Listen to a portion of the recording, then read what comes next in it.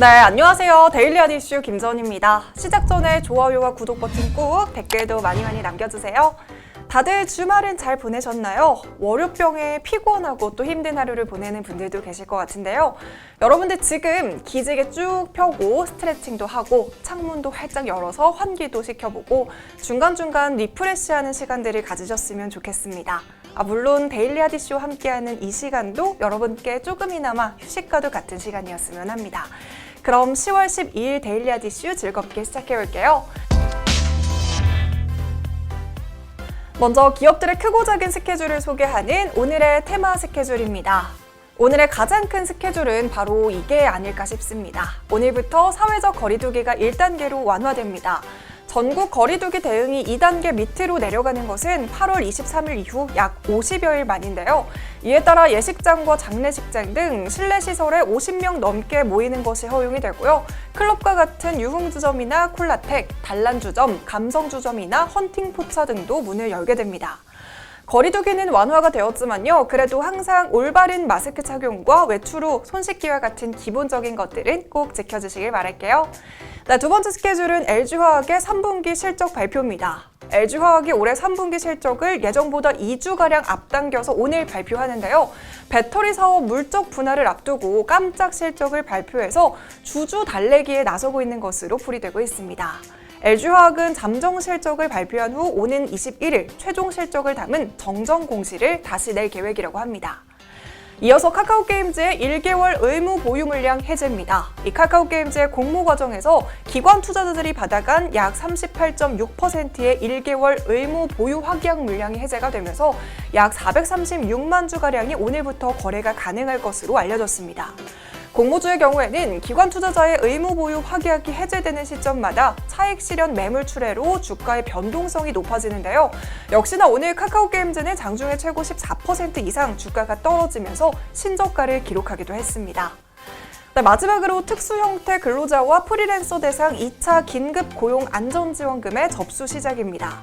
정부는 10월 12일부터 23일까지 특수 형태 근로자와 프리랜서 20만 명을 대상으로 150만 원의 긴급 고용 안정 지원금 신청을 접수할 예정인데요. 이번 긴급 고용 안정 지원금은 1차 지원금을 신청하지 않은 신규 신청자가 대상인 것으로 알려졌습니다. 네, 오늘의 테마 스케줄이었습니다. 네, 오늘의 공시는 LG화학의 잠정 영업실적 공시입니다. LG화학은 3분기 연결 기준 매출액이 7조 5,073억 원, 영업이익은 9,021억 원을 기록했다고 잠정 실적을 발표했습니다. 이렇게 역대 최대 실적을 거두면서 시장 예상치도 훌쩍 웃돈 어닝 서프라이즈를 기록했습니다. LG화학은 사업 부분별 실적은 공개하지 않았지만요. 테슬라의 주문과 석유화학 그리고 전지 등의 전 분야가 선전했던 것으로 풀이되고 있습니다. 앞서서 말씀을 드렸지만요. LG화학이 결산 공시 전에 잠정 실적을 발표한 것은 이번이 처음입니다. 최근 LG화학의 분사 소식에 시장의 관심이 높아지면서 주주와 투자자들이 실적 예측과 기업 가치에 대해서 판단할 수 있도록 하기 위해 잠정 실적을 공시한다고 설명을 하고 있습니다. LG화학은 사업 부분별 실적을 21일 실적 설명회에서 발표할 예정이라고 합니다. 하지만 오늘 깜짝 실적 발표에도 불구하고 1%대 하락세를 보이고 있습니다. 네, 오늘 국내 증시는 25일 이후 7거래일 연속으로 상승한 코스피가 2,400선 안착을 노리고 있습니다. 코스닥도 소폭 등락 속에서 개인의 순매수가 계속 유입되면서 상승했는데요. 자세한 장마감 지수는 화면으로 살펴보시죠.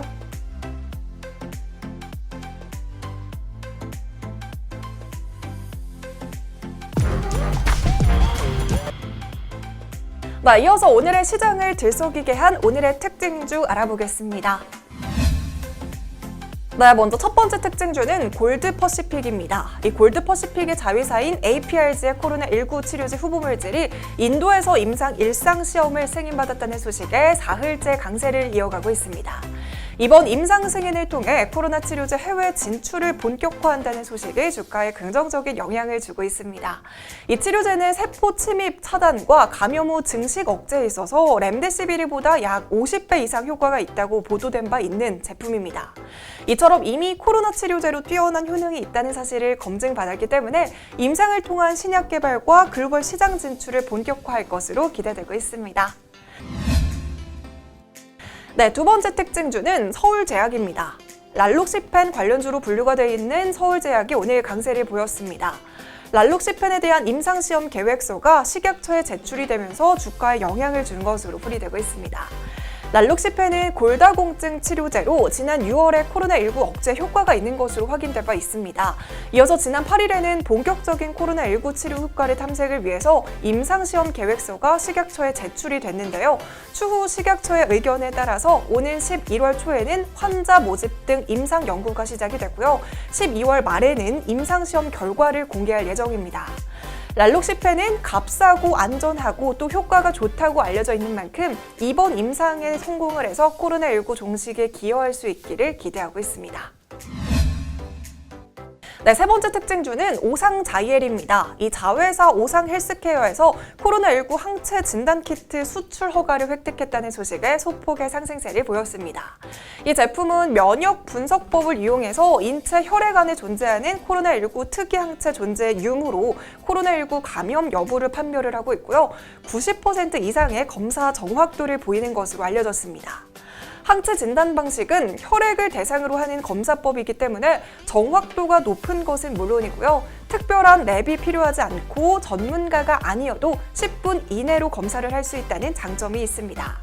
코로나19 환자가 무증상이거나 잠복 단계에 있는 경우도 검사가 가능한 만큼 향후 미국 FDA 제품 등록 절차를 거쳐서 해외 인허가를 진행할 것으로 기대되고 있습니다. 네, 마지막 특징주는 SK가스입니다. 이 국내 LPG 시장 1위 업체인 SK가스가 액화수소 사업을 추진한다는 소식에 52주 신고가를 경신했습니다. SK가스의 주력은 LPG 유통 사업이지만요. 최근에 저유가와 코로나19 여파로 부진하자 새로운 돌파구를 마련했습니다. 이번 액화수소 사업은 기존 사업 노하우를 활용할 수 있는 데다가 성장성이 큰 수소 인프라 시장을 선점할 수 있다는 장점이 있습니다. SK가스에서는 향후 수소차 시장이 커지면 수소도 액화 상태로 유통될 가능성이 높다고 판단을 하고 있는데요.